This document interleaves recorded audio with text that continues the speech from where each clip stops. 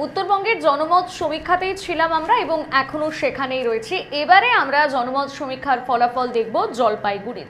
আর এবারে কিন্তু আবারও আমি শোভনের কাছে চলে যাব। শোভন কিন্তু জলপাইগুড়িতে গিয়ে একেবারে জলপাইগুড়ির সাধারণ মানুষের সঙ্গে কথা বলে তাদের কাছ থেকে কিন্তু একেবারে আসল ফলাফল, আসল তথ্য নিয়ে এসছে যে সেখানকার মানুষ ঠিক কি চাইছে। তাহলে শোভন, তুমি বলে দাও জলপাইগুড়িবাসীর কি দাবি, তারা কি খুশি নাকি অখুশি? এবারে জলপাইগুড়িতে কোন ঝড় উঠতে চলেছে?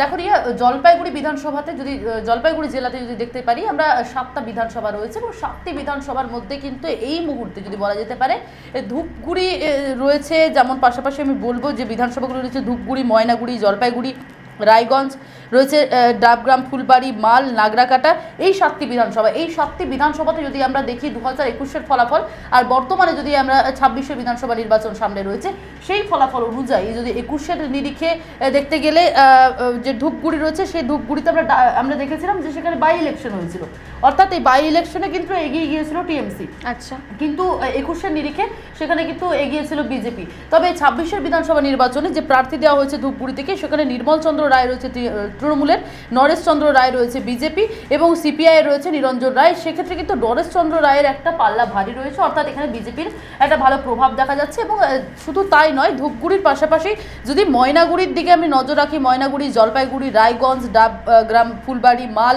নাগরাকাটা, এই প্রত্যেকটি অর্থাৎ 7টি বিধানসভা কেন্দ্রেই কিন্তু বিজেপির একটা প্রভাব রয়েছে। আমি তোমাকে একেবারে সংক্ষেপে বলবো যে ধূপগুড়ির পরবর্তীতে ময়নাগুড়ি যে রয়েছে, ময়নাগুড়ি বিধানসভা, সেখানে রামমোহন রায়কে দেওয়া হয়েছে তৃণমূলের তরফ থেকে প্রার্থী, ডালিম রায়কে দেওয়া হয়েছে বিজেপির তরফ থেকে, আরএসপির সুদেব রায়কে দেওয়া হয়েছে সিপিআইয়ের তরফ থেকে, ক্ষমা করবে আরএসপির তরফ থেকে ক্যান্ডিডেট করা হয়েছে। কিন্তু সেক্ষেত্রে দাঁড়িয়ে ময়নাগুড়িতে এই রামমোহন মণ্ডলের ক্ষেত্রে যদি আমি বলি, ময়নাগুড়িতে কিন্তু বিজেপি এগিয়েছিল এবং পরবর্তীতে এই জায়গাতে কিন্তু এবারেও 26-এ বিজেপি এগিয়ে থাকার চান্স একটা বা সম্ভাবনা রয়েছে।